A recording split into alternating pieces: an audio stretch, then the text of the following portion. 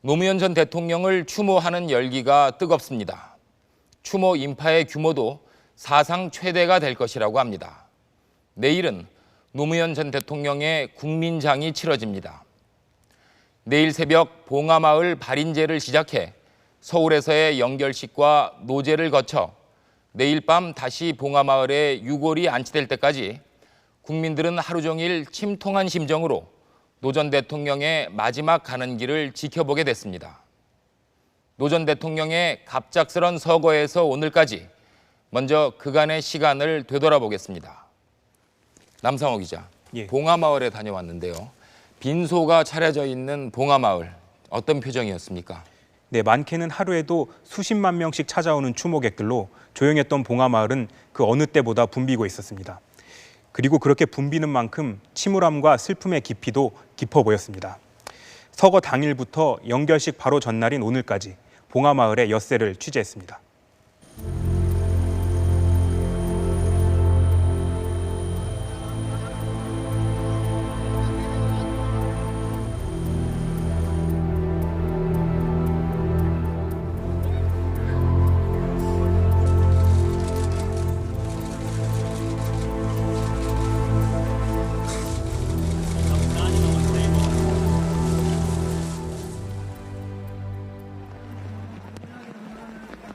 서거 다음 날, 봉하마을에 비가 내리기 시작했습니다. 이 비는 그분이 마지막으로 가시면서 저희들에게 남기는 눈물이라고 생각을 하고요. 돌아가신 분도 계시는데 비가 뭐 중요합니까?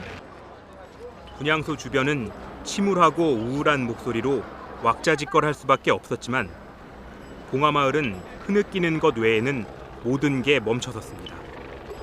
어디에 뭐 할 말이 없네. 지금 참 답답하고 이제 뭐 차분하고 지금 뭐 이상하네 마음이. 뭐라고 지금 표현을 할 수가 없겠네 지금. 대통령인데 한몸에 이 나라의 임금님인데 비민에 좋았겠는기요. 모두 좋다고 생각했는데 비가 이리 된 게 얼마나 억울해요. 마을 곳곳엔 조기가 내걸렸습니다. 서거하기 사흘 전 노무현 전 대통령을 만났다는 50년 지기 고향 친구. 통닭 2마리와 술을 사들고 저녁에 노 전 대통령을 찾아갔습니다. 당신 하나 때문에, 한 분 때문에 많은 사람이 울고 있다. 그러니까 당신은 정말 인생을 잘 살았다. 왜? 사람이 살아나서 죽을 때까지 자기 혈육 말고 죽고 나서 발을 뻗어놓고 울어줄 사람 한 사람이 있으면 그 사람은 인생을 정말 잘 살았다. 그러니까 당신은 정말 인생을 잘 살았으니까 절대로 뭐 나쁜 맘, 독한 맘 먹지 말고 밥 많이 먹고 열심히 합시다. 좀 더 적극적으로 친구를 잡아줬어야 했다는 후회가 며칠째 머릿속을 맴돕니다. 봉하마을로 들어오는 길에 촛불이 켜지기 시작했습니다. 5월 25일 새벽 2시쯤 초췌해진 권양숙 여사가 처음으로 사저 밖으로 모습을 드러냈습니다. 사흘째 제대로 식사도 하지 못했다는 권 여사는 망연자실한 표정으로 입관식이 치러지는 마을회관으로 들어갔습니다. 예, 권 여사님 너무 힘들어 하셨고 또 실제로 서 있지도 못하셨습니다만은 많은 그 말씀들 혼자서 독백처럼 이렇게 하시고 오히려 또 저희들을 어떻게 하면 좋냐, 힘들어서 어떻게 하냐고 또 한편으로 걱정도 하고 또 위로도 해주시고 그랬습니다. 이곳 봉하마을에서 고시 공부를 하던 남편을 처음 만난 권양숙 여사는 이렇게 30여 년 만에 남편에게 이별을 고했습니다.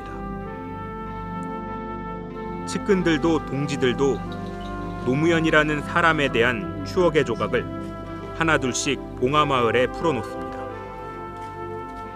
배낭여행을 하다 이란에서 급하게 귀국한 이호철 전 민정수석. 그가 만난 노무현은 민주화 운동에 갓 뛰어든 젊은 변호사였습니다. 1981년 부산 지역 민주인사들을 정부 전복 세력으로 조작한 불임 사건.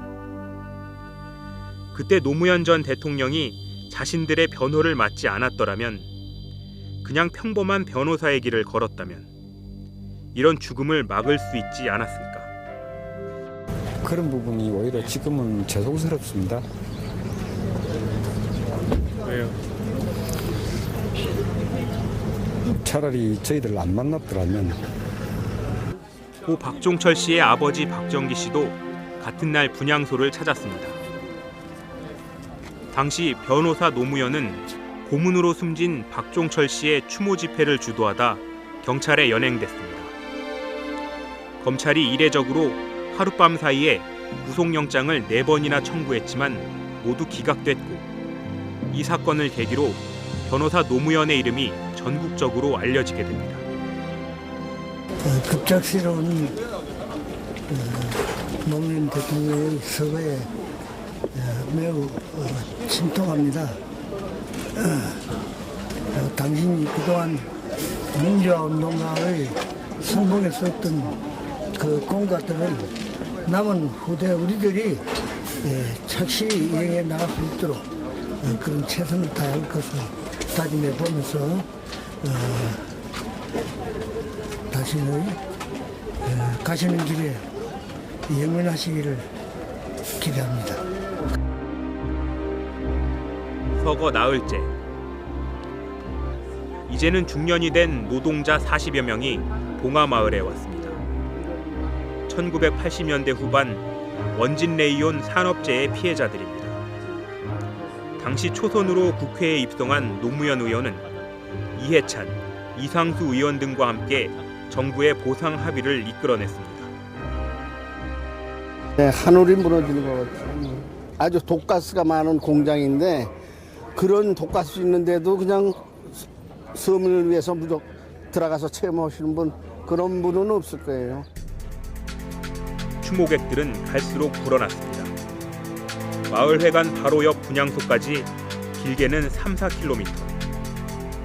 1시간을 걸어 들어와서 다시 또 1시간 가까이 기다려야 했습니다. 부산. 부산이요?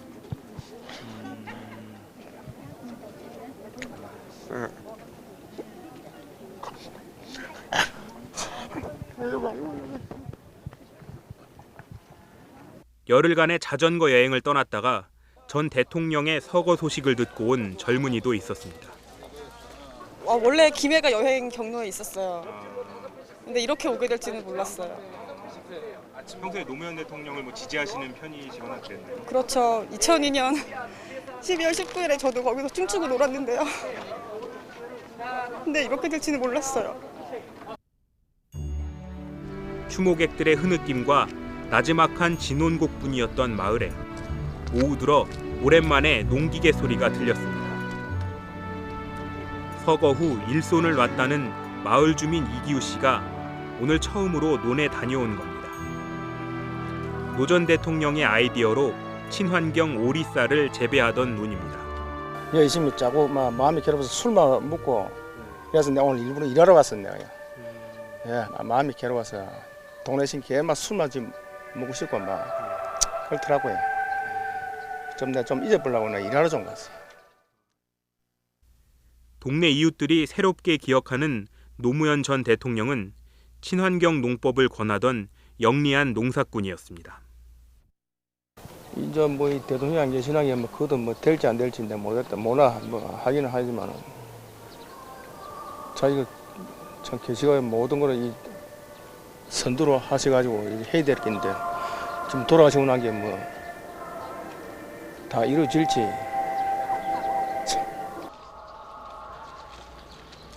이웃들은 나침반을 잃은 기분입니다.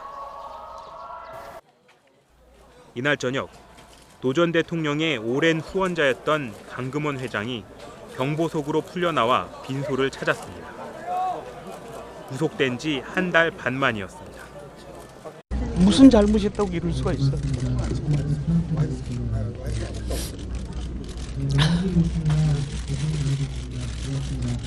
일국의 대통령을 하셨던 분이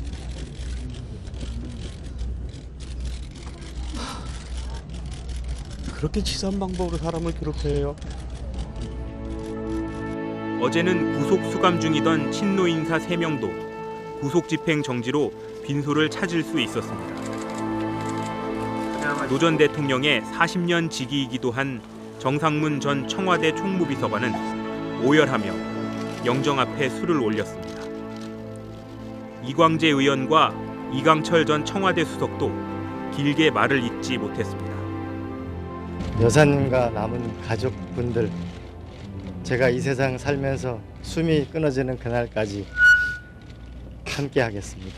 대통령께서 이런 창극을 당한 데에서 정말 살아있는 제가 부끄럽고 서거 닷새째 날, 이제야 겨우 대통령의 사람들이 다 모였습니다. 그리고 봉화마을은 만장으로 온통 뒤덮였습니다. 남성호 기자, 엊그제부터였던가요? 노 전 대통령의 마지막 행적과 관련해서 새로운 몇 가지 사실이 밝혀지면서 혼선이 좀 있지 않았습니까? 예. 경찰이 수사 결과도 다시 발표한 것 같은데 이제 당시 상황은 완전히 정리가 된 겁니까? 네, 처음에 경찰은 노무현 전 대통령이 봉화산 부엉이 바위 위에서 같이 있던 경호원의 시선을 다른 데로 돌리고 투신을 했다고 발표했는데요. 사건이 벌어졌을 당시에 노 전 대통령이 혼자 있었다는 사실이 새롭게 밝혀졌습니다. 사건의 핵심과는 크게 상관이 없을지 몰라도 사상 초유의 사건을 조사하면서 경찰이 너무 안이한 태도를 보인 거 아닌가 하는 지적은 피하기 힘들어 보입니다. 노무현 전 대통령이 몸을 던진 봉화산 부엉이 바위는 경찰이 접근을 통제하고 있습니다. 지금 저희가 지금 계속 통제를 해가지고 노 전 대통령은 23일 새벽 의식을 잃은 채 이 바위 밑자락에서 발견됐습니다. 그때의 충격 때문인지 부러진 나뭇가지가 눈에 띕니다. 사고 현장임을 알리는 경찰의 표식 말고는 흔적이 거의 남아있지 않았습니다. 서거 뒤 엿새가 지나서야 밝혀진 노 전 대통령의 마지막 산행처럼 말입니다. 노무현 전 대통령은 5시 50분쯤 경호관과 사저를 나섰습니다. 따라 나서겠다던 권양숙 여사를 사저에 남겨둔 채였습니다. 장난감에 나도 갈까요 하니까 가자 하더래. 그래 뭐 신씻고 뭐 옷 입고 해야 되는데 나가니까 벌써 갑부가 없대. 그리고 사저 앞 마늘밭에서 주민과 이야기를 나눈 뒤 봉화산을 올랐습니다. 마늘 캐내 가더라고. 아이고 반갑습니다. 가고. 그리고 이제 무기로 마늘을 올게 작가이 던너가대. 그래서 올게는 가물어 가지고 뭐 작가이 안 좋습니다. 가고 말이지. 그러고 같이 이제 이야기하고 웃고. 잘 닦여 있는 등산로가 있어서 부엉이바위까지는 6시 10분쯤 도착할 수 있었습니다. 그리고 경호관과 3, 4분쯤 이런저런 이야기를 나누다가 정토원에 원장이 계신지 다녀오라고 심부름을 시켰습니다. 잠시 뒤 6시 15분쯤 근처에서 일하던 마을 주민들은 무언가 둔탁한 소리를 들었습니다. 꿍꿍 소리가 두 번 들리더라고. 그래서 여사로 생각했거든. 밑에 내 밭에 일했는데 뭐 좀 있으면 뭐 소리가 나서 그래서 보니까 애감이 좀 이상하더라고. 6시 17분 정토원을 다녀온 경호관이 부엉이 바위로 돌아왔지만 노 전 대통령은 보이지 않았습니다.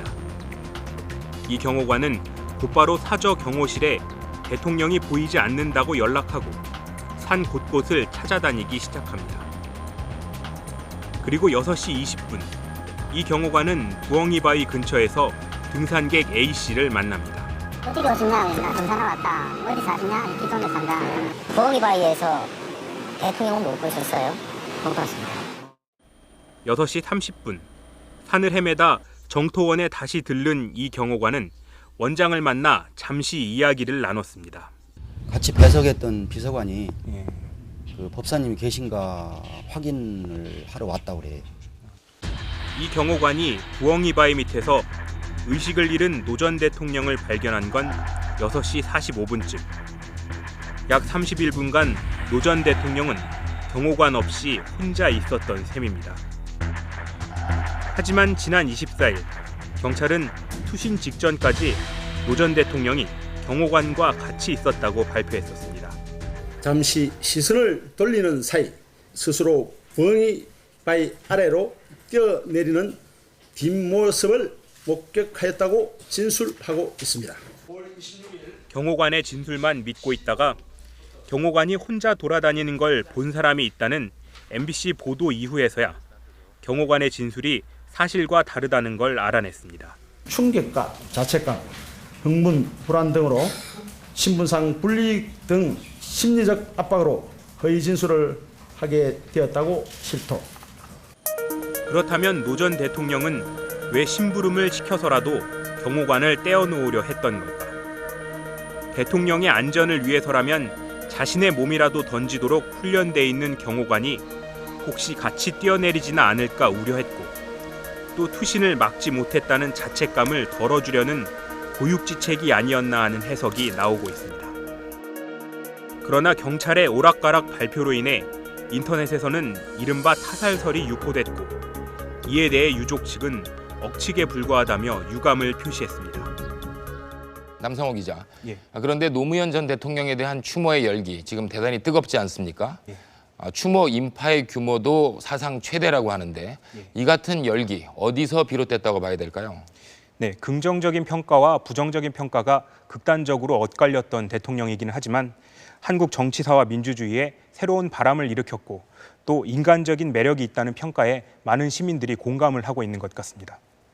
봉하마을에서뿐만 아니라 전국 곳곳에서 이어지고 있는 추모 행렬을 보시겠습니다. 봉하마을에서 시작된 애도의 물결은 전국 곳곳으로 퍼져나갔습니다. 조계사를 비롯한 전국 100여 개 사찰과 조그마한 노인정 구석 한쪽, 멀리 외딴 섬마을은 물론 정부가 마련한 90여 개 분향소에서 200개가 넘는 시민들의 자발적인 분향소까지 전국적으로 300여 곳의 분향소가 차려졌습니다. 추모를 마친 뒤 그 자리에서 자원봉사에 나서는 사람들 가운데서는 이념이나 정치 성향과는 관계없이 추모에 참여했다고 말하는 사람들이 적지 않았습니다. 노무현 지지자는 아니었는데요. 한 국가의 많은 국민들이 지지했던 대통령이 이렇게 부질없이 가서 마음이 아파서 왔습니다. 저는 흔히 말하는 노사모도 아니고 노빠도 아니거든요. 하지만 그래도 그나마 가장 우리나라 민주에서 얘기할 수 있는 대통령은 한 분이었다 생각을 하고 너무 큰 상징이었던 것 같아요. 그리고 시간이 지날수록 추모 열기는 점점 뜨거워지고 있습니다.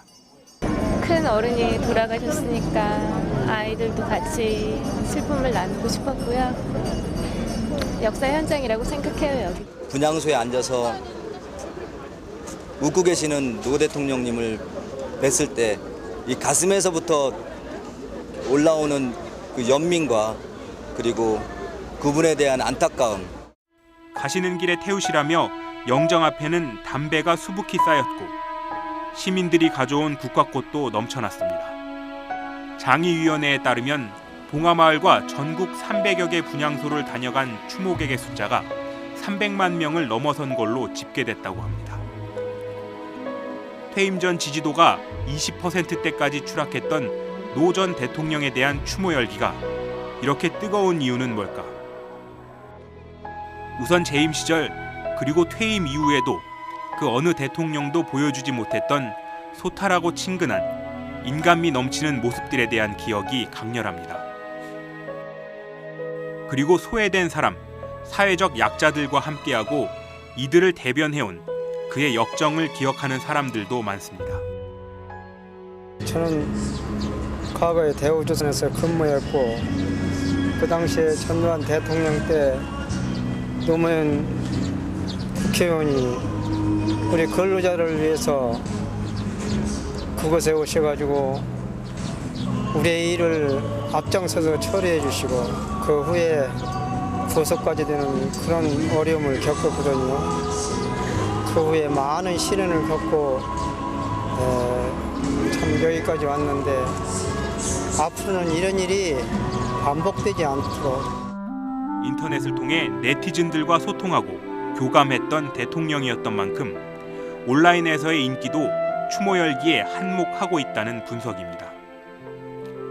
그래서인지 인터넷 포털을 비롯해 개인 블로그, 각종 사이트마다 근조 리본과 배너가 걸렸고 게시판에는 노 전 대통령을 추모하는 글과 사진, 동영상이 쉴 새 없이 올라오고 있습니다. 웹 2.0 시대에 맞는 인터넷의 네트워크적인 소통, 수평적 소통이라든지 자유로운 분위기들, 표현의 자유 이런 것들, 이런 가치들이 노무현이 대변했던 이 모든 가치들이 지금 죽음이라고 해야 될까요? 우리가 지금 보고 있잖아요. 그것의 상징이라고 봅니다. 지역주의에 대한 저항과 탈권위로 대표되는 노 전 대통령의 정치 철학, 가치관에 대한 공감이 있는가 하면 그분과 살아생전에 정말 그 본인을 희생해 가면서까지 실행하려고 했던 어떤 정치적 이상에 뒤늦게나마 공감하는 분들이 많았기 때문에 이렇게 나올 수 있었던 것이라고 생각을 하고요. 그렇게 끊임없이 기존 질서에 도전했던 노 전 대통령이 죽음을 선택할 수밖에 없었던 상황에 대한 울분과 좌절감도 찾아볼 수 있었습니다. 적어도 이 소시민들이나 약자들은 좌절하고 끊임없이 패배하고 하는 것을 당연시 할 수 있겠지만은 저 대통령을 지냈던 사람마저도 이렇게 죽을 수밖에 없는 이런 현실인가에 대한 강한 절망감, 이런 것들이 이제 하나 중요하게 부각이 되는 것 같고요. 어제 저녁 서울시청 앞 광장. 촘촘하게 둘러싼 전경버스 사이로 경찰과 시민들 간의 실랑이가 벌어졌습니다. 어떤 사람은 아예 8차선대로 한복판에 눕기도 했습니다. 시민단체들이 추모하는 행사를 열기 위해 시청 앞 광장을 개방해달라고 요청했지만 거절당한 뒤였습니다. 당초 오세훈 서울시장은 평화적이고 비정치적인 행사가 보장된다면 허용하겠다는 입장을 밝혔지만 행정안전부가 행사 직전에 유족들과 협의가 되지 않았다는 이유로 난색을 표시한 겁니다. 지금 국민들이 다 관심을 가지고 국민들이 추도하고 이렇게 해서 한치도 차질 없이 치러야 되는데 지금 당장 그것이 지금 어떤 용도로 쓰일지가 모르는 상황에서 그걸 갖다가 지금 선뜻 이렇게 대규모 행사장으로 이렇게 하는 것이 좋으냐? 경찰 역시 불법 시위가 열릴 수 있다면서 시청 앞 광장 봉쇄를 풀 수 없다는 입장입니다. 경찰이 배치돼 있고 기동대 그거 막고 하니까 이게 평화적으로 되지. 여기 그냥 나서보면 만개 뛰어서 큰길 다 나쁘다. 결국 시민 추모제는 광장에서 1km 떨어진 덕수궁 돌담길 한켠에서 치러졌습니다. 정부의 방침을 이해할 수 없다면서 불만을 표시하는 사람들이 적지 않았습니다. 국민장이잖아요. 우리가 상주인데 우리도 상주인데 유족 글쎄요, 그거는 유족 측과 합의가 안 됐다라는 것은 국장이 아닌 국민장이잖아요. 왜 국민장으로 했는지 이해를 못하겠네, 그럼. 서거 당일인 지난 토요일에도 덕수궁 앞에 임시 분향소를 설치하려던 시민들과 경찰과의 충돌이 벌어졌습니다. 또 경찰이 불법 시위로 변질되는 일을 막겠다며 덕수궁 주변을 에워싸면서 또 한 번 충돌이 벌어졌습니다. 경찰은 내일 노 전 대통령의 노제가 치러질 시청 앞 광장에서 버스와 병력을 철수할 예정이지만 시민사회와 공권력 사이에 또다시 장벽이 생긴 것 아니냐는 우려가 나오고 있습니다. 전경버스들 다 가려놓고서 뭐 어떤 시민들은 아늑하다고 얘기를 한다라는 식의 표현을 할 정도의 민심을 읽는 수준이라면 제가 볼 때는 정말 이 우리 사회의 혼란이 좀 커지지 않을까 정말 걱정이 됩니다. 김병헌 기자. 예. 노무현 전 대통령의 갑작스러운 서거 소식에 온 국민이 크게 놀랐지만 정치권도 상당히 큰 충격을 받지 않았습니까? 이른바 조문정국이라는 말까지 나왔는데요. 정치권의 반응과 또 현재의 움직임 어떻습니까? 그렇습니다. 서거 당일인 토요일부터 지난 화요일까지 나흘 동안 정치권은 노 전 대통령의 서거를 애도하면서 극도로 말을 아끼는 모습이었습니다. 하지만 어제 아침 한나라당에서 국민장이 소요 사태로 번질 가능성이 있다는 얘기가 나오고 민주당이 이에 반발해 책임론을 거론하면서 전국은 대치 정국으로 들어선 모습입니다. 화요일 오전 한나라당 지도부가 서울 역사박물관에 마련된 정부 분향소를 찾았습니다. 박희태 대표를 비롯한 한나라당 최고위원 전원과 주요 당직자 20명으로 이뤄진 대규모 조문단이었습니다. 한나라당 지도부는 전날 김해 봉화마을을 직접 찾아갔지만 조문하지 못하고 마을 입구에서 발길을 돌려야 했었습니다. 조문을 마친 박희태 대표는 노 전 대통령이 영원한 서민 대통령으로 남을 거라며 높이 평가했습니다. 노무현 대통령은 서민 대통령으로서 우리 국민의 가슴 속에 영원히 남아있을 것으로 생각합니다. 하루 전날 박근혜 한나라당 전 대표도 측근 의원 10여 명과 함께 정부 분향소에서 조문했습니다. 박 전 대표 역시 봉화마을까지 내려갔지만 상황이 여의치 않아 조문이 어렵다는 얘기에 현지 조문의 뜻을 이루지 못했습니다.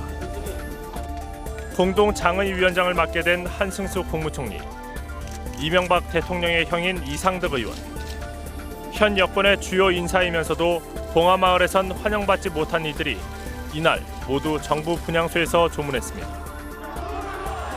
뒤늦게 정부 분향소가 차려지지 않았다면 현 여권 인사들의 조문이 성사됐을까 의문이 들 정도였습니다. 실제 지난 정부 5년 내내 노무현 대통령은 거의 모든 사안을 놓고 한나라당과 부딪혔습니다. 노무현 전 대통령은 한나라당을 집권해선 안 될 정당이라고 몰아붙였고 한나라당도 노 전 대통령을 매섭게 공격하는 경우가 허다했습니다. 만일에 한나라당이 정권을 잡으면 어떤 일이 생길까? 그런데 막상 그렇게 되면 어떤 일이 생길까 생각해 보니까 이게 좀 끔찍해요. 임기 말 노무현 어디로 가야 하나를 보여준 한마디로 3.6 코미디였습니다. 야당과 언론을 향해서 한마디로 그들끼리 저주의 구판을 벌이는 것입니다. 한나라당 사람뿐 아니라 일부 야권 인사들도 빈소에서 환대를 받지 못했습니다. 노 전 대통령의 정치적 후계자로 불렸던 정동영 의원은 두 번째 문상 시도에서 겨우 예를 갖출 수 있었습니다. 정 의원은 지난 정부에서 열린우리당 의장과 통일부 장관까지 지냈지만 열린우리당 해체를 선언하면서 노 전 대통령과 결별했습니다. 노 전 대통령은 훗날 당에서 쫓겨났다고 말했습니다. 대통령 나가달라고 얘기하면 제가 나가겠습니다. 저 때문에 그렇다면 그건 제가 당적 정리해드리겠습니다. 추미애 민주당 의원은 빈소 입구에 들어서면서 노 전 대통령의 일부 지지자들로부터 야유를 받기도 했습니다. 추미애 의원님, 노무현 대통령 죽을 때 뭐 했습니까? 추 의원은 열린우리당 분당 사태 이후 한나라당과 함께 노 전 대통령에 대한 탄핵 발의를 했다가 역풍을 맞고 속죄 삼보일배를 한 쓰라린 경험을 갖고 있습니다. 박지원 의원은 민주당 의원 61명이 서명한 노 전 대통령에 대한 불구속 탄원서를 영정에 바쳤습니다. 61명의 의원들이 서명한 구명운동의 원본을 바쳤습니다. 박 의원은 노 전 대통령이 재임 당시 한나라당의 대북 특검 요구를 수용하는 바람에 구속 수감됐던 인물입니다. 또 손학규 전 민주당 대표도 빈소를 찾아 고인의 넋을 위로했지만 과거 노 전 대통령으로부터 보따리 장수라는 비판을 받고 노 전 대통령을 무능한 진보의 전형이라고 되받아쳤던 기억을 가지고 있습니다. 여야 할 것 없이 여러 정치인들과 애증의 관계, 묘한 인연의 관계를 갖고 있는 노 전 대통령. 이는 노 전 대통령의 정치 역정 자체가 여의도 정치권으로부터 환영받지 못했던 비주류, 이단아이였음을 말해줍니다. 노 전 대통령은 계보정치, 지역주의 정치라는 우리 정치의 가장 뿌리 깊은 관행에 끊임없이 도전하면서 독자 행보를 계속해왔습니다. 노 전 대통령의 갑작스런 서거와 추모 열기에 여의도 정치권은 잔뜩 긴장했습니다. 특히 한나라당은 그 긴장의 무게가 컸습니다. 지난 4.29 재보선에서의 참패, 지지율 하락으로 적신호가 켜진 상태에서 노 전 대통령 서거가 결정적인 악재가 되지 않을까 전전긍긍하는 분위기였습니다. 서거 소식을 접한 한나라당은 비통한 심정을 금할 수 없다며 즉각적인 논평을 내놨고 안상수 원내대표는 노 전 대통령과의 인연과 친분을 강조했습니다. 노무현 전 대통령 저하고 사법연수원 6년간 같이 동고동락했던 친구이기 때문에 이제 정치가, 한국의 정치가 투쟁이 아니라 화해와 그리고 평화의 길로 그렇게 가야 되지 않겠느냐. 당내 소장파를 중심으로 현 정부가 이른바 노무현 색깔 빼기에 주력하다 또 다른 편가르기를 한 것이 아닌가 하는 자성론도 나왔습니다. 민주당도 최대한 말을 아끼면서 신중한 태도를 보였습니다. 자칫 잘못하다간 노 전 대통령의 서거를 정치적으로 이용한다는 역풍을 맞을 수 있다는 관측 때문이었습니다. 여야가 극도로 조심스러운 행보를 보였던 이른바 조문 정국은 어제 오전 안상수 한나라당 원내대표의 발언이 나오면서 흔들리고 있습니다. 국민장이 소요 사태로 번질 수도 있다는 발언이었습니다. 잘못 어떻게 정치적으로 이용하는 세력이 있어서 그것을 변질시키고 또 소요 사태가 일어나거나 이렇게 되는 것은 정말 걱정입니다. 이어 애도 분위기 때문에 국민들이 북핵 위기를 잘 인식하지 못하고 있다고 우려했습니다. 민주당은 망언이라며 즉각 반발했습니다. 국민들을 소요 세력으로 규정하는 망언이며 국민 없는 국민장을 만들려는 의도라고 생각합니다. 민주당은 나아가 노무현 전 대통령의 서거에 대한 책임론을 제기했습니다. 국민 여러분들께서는 노무현 대통령께서 이렇게 억울하게 돌아가셨는데 왜 거기에 대해서 책임질 사람들이 전혀 책임지는 자세도 보이지 않고 책임을 지지 않고 있느냐라고 하는 질책의 말씀이 계셨습니다. 이렇게 여야 간의 대립의 기류가 흐르고 있는 것은 다가올 6월 국회를 포함한 앞으로의 전국 주도권 때문입니다. 노 전 대통령에 대한 조문으로 1, 2주 정도 늦게 시작될 6월 국회에는 비정규직 법안과 미디어법 등 여야가 첨예하게 대립하는 쟁점 법안의 처리 문제가 걸려 있습니다. 한나라당으로선 노 전 대통령의 추모 열기에 계속 숨죽이고만 있다가 쟁점 법안 처리를 못하고 넘어가는 것 아니냐는 불안감이 있고 민주당은 이참에 한나라당의 독주를 막아야겠다는 계산이 깔려 있는 것으로 보입니다. 노 전 대통령의 서거가 불러올 수 있는 후폭풍. 정치권 이상으로 걱정이 많을 수밖에 없는 곳은 청와대입니다. 지난 토요일 서거 소식이 전해진 직후엔 이동관 대변인을 통해 화요일엔 이명박 대통령이 직접 애도의 뜻을 밝혔습니다. 전 노무현 대통령의 서거를 우리 국민 모두 함께 애도에 맞이 않습니다. 우리 남아있는 우리들이 이런 비극이 다시 나지 않도록 하는 것도 아마 우리의 몫이 아닌가 이렇게 생각을 하고 장래에 있어서도 최대한의 예우를 다하겠다고 밝혔습니다. 전직 대통령에 대한 예우에 어긋남이 없도록 정중하게 모시라고 지시했습니다. 처음엔 이명박 대통령의 봉하마을 현지 조문까지 고려했다가 연결식 장소가 경복궁으로 정해지면서 내일 연결식에 참석하는 것으로 가닥을 잡게 됐습니다. 청와대 역시 현재는 꼭 필요한 말만 한다는 신중 모드고 추모 열기와 여론의 추이를 지켜보고 있는 상황입니다. 김병원 기자, 지금 많은 국민들이 노 전 대통령의 서거를 슬퍼하고 있지만 서거에 대한 어떤 책임의 문제라든가 또 서거를 우리가 어떻게 받아들일까에 대해서는 상당히 엇갈린 시각이 존재하는 게 사실 아닙니까? 책임론으로 가장 곤혹스러운 것이 바로 검찰인데요. 검찰은 지금 침묵을 지키고 있습니다. 그리고 슬퍼하는 이들과는 달리 일부 보수층 인사들은 서거라는 단어를 쓰면 안 된다. 국민장에 세금을 한 푼도 쓸 수 없다라는 주장을 하고 있어서 논란이 일고 있습니다. 지난 월요일 오전 정부 공식 분향소가 차려진 서울역사박물관. 예고 없이 분향소를 찾은 임채진 검찰총장이 영정 앞에 국화 한 송이를 바칩니다. 짧은 묵념.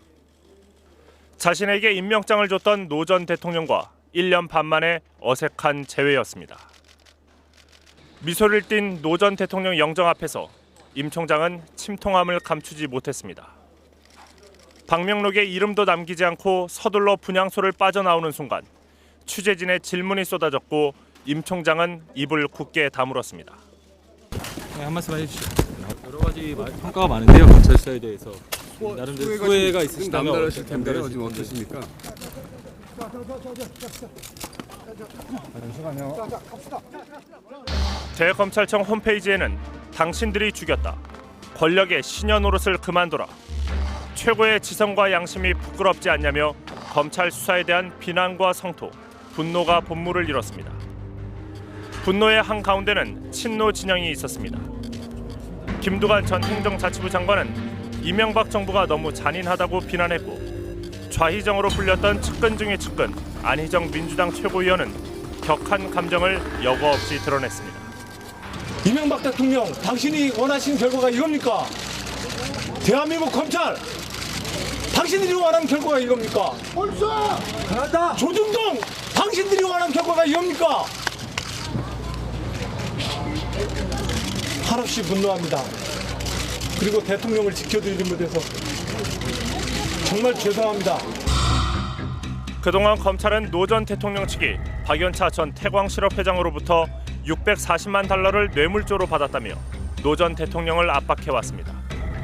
형과 오랜 친구, 후원자, 노무현의 사람들이라 불리던 측근들이 줄줄이 구속됐고, 아들과 부인도 차례차례 검찰에 소환됐습니다. 검찰은 수사 진행 상황을 거의 매일 브리핑했고, 언론은 그때마다 이를 크게 보도했습니다. 인터넷을 통한 노 전 대통령의 반박이 몇 차례 있었지만 진실의 무게는 검찰 발표에 실렸습니다. 일부 신문에선 박연차 전 회장의 더러운 돈을 받은 대통령이라는 원색적인 비난이 나왔는가 하며 도덕성을 최대 업적으로 내세웠던 대통령을 잡범으로 전락시키기도 했습니다. 노무현 대통령께서 받은 돈은 이거 아들 집 사주고 아들 투자하고 이 더 나쁜 겁니다. 네. 만약 개인적인 사익이나 가족의 이익을 위해서 뇌물 받은 겁니다.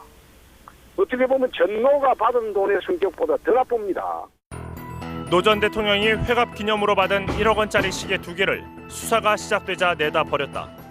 딸 정연 씨가 박연차 전 회장의 돈으로 사들인 뉴욕의 고급 아파트 계약서를 찢어버렸다는 얘기도 검찰에서 흘러나와 기사화됐습니다.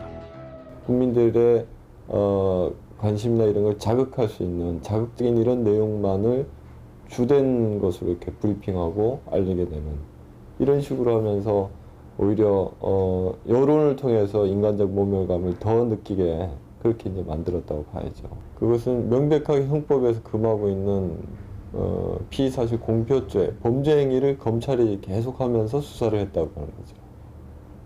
그러면서 검찰이 의도했던 바가 과연 뭐겠느냐. 반면 검찰의 수사 브리핑을 나무랄 수 없다는 의견도 있습니다. 그것이 사실인지 아닌지 여부를 따져야지. 그 뭐 시계를 버렸다, 계약서를 찢었다. 그게 사실이라면 그거는 당연히 공표해야 되는 거고, 그것은 국민 정서에 맞지 않죠. 소 한 마리 훔친 도둑은 도둑이 아니고 10마리 훔친 도둑만 도둑이다. 이런 잣대로 노 전 대통령의 600만 불이 그까짓 거 얼마 안 되는 돈 가지고 왜들 그러냐. 그 전에 누구는 몇천억 원을 뭐 해먹었다. 그런 잣대는 법 정신에도 맞지 않고 잘못된 잣대죠. 검찰 책임론이 불거지자 청와대는 지금은 사태 수습이 우선이라면서도 지금까지 수사 상황에 문제되는 부분이 있었는지 점검해 보겠다고 밝혔습니다. 다만 정당한 수사를 하고서도 여론에 떠밀려 책임을 묻는 일은 없어야 한다며 선을 그었습니다. 언론의 시각도 엇갈리고 있습니다. 동아일보는 노 전 대통령을 죽음으로 몰고 간 직접적인 원인은 어디까지나 권력 비리였다면서 검찰 책임론을 부정했고, 한겨레는 처음부터 정치 보복 냄새가 진동했다며 정치 검찰의 책임을 제기했습니다. 이런 와중에 한 포털 사이트에 검찰을 출입하면서 수사 상황을 취재해온 어느 현직 기자의 실명 고백글이 올라왔습니다.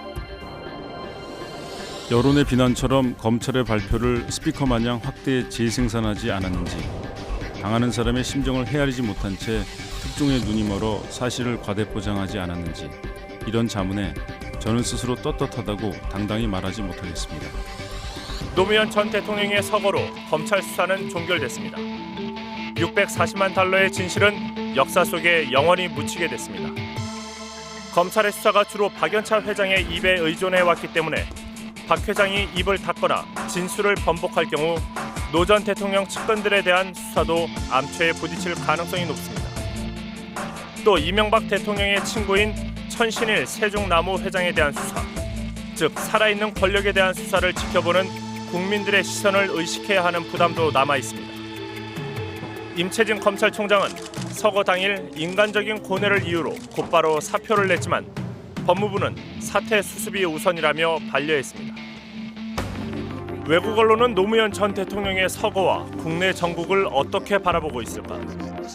로이터는 이명박 대통령이 노 전 대통령의 자살로 궁지에 몰렸다며 정치적 분노를 어떻게 무마할지 위기에 봉착했다고 전했습니다. 뉴욕타임즈는 많은 한국인들이 노 전 대통령이 죄가 있든 없든 이명박 정부가 지휘한 정치적인 동기의 수사에 따른 끊임없는 압력 때문에 죽음으로 내몰렸다고 믿고 있다면서 노 전 대통령에 반대했던 보수 언론과 정치권에 역풍이 불고 있다고 진단했습니다. 퇴임 직후 이명박 정부가 정치 보복을 당할 우려도 있다는 전망도 내놨습니다.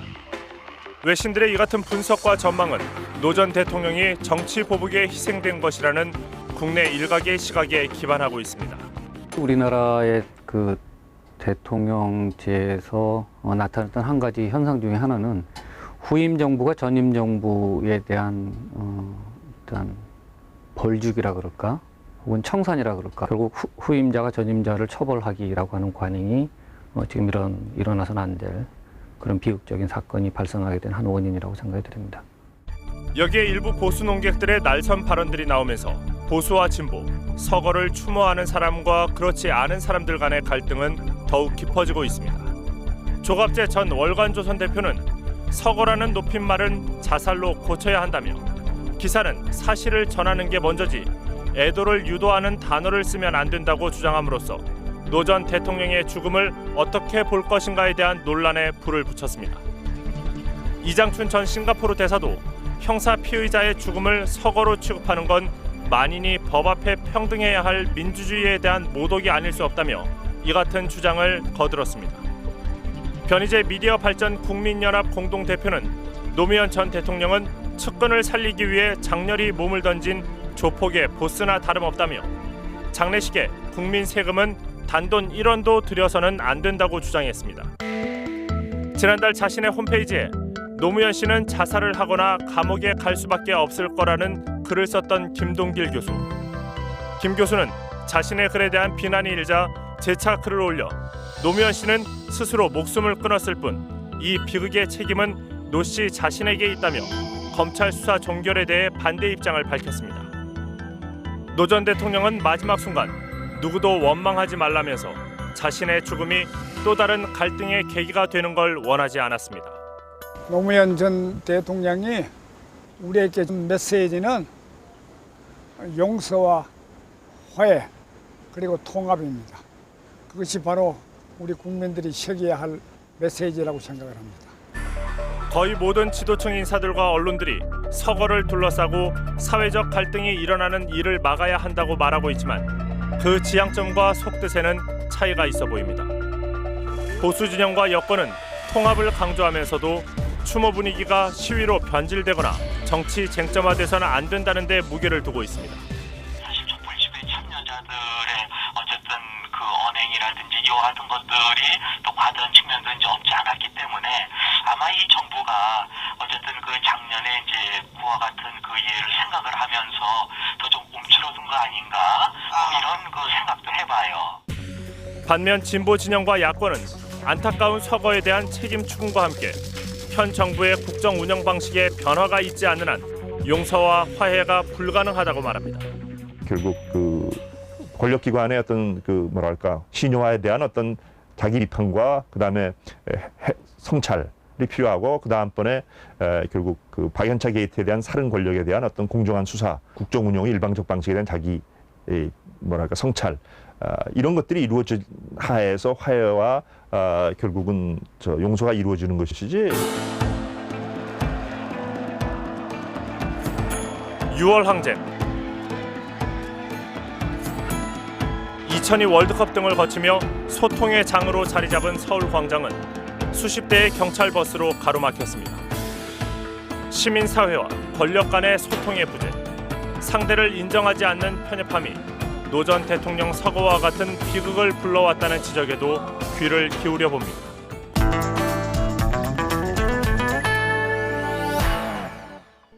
내일 열리는 노 전 대통령의 영결식, 원망과 불신으로 뒤얽힌 매듭을 풀기 위해 누가 무엇을 해야 할지를 생각하는 계기가 됐으면 합니다. 뉴스 다음 주에 뵙겠습니다.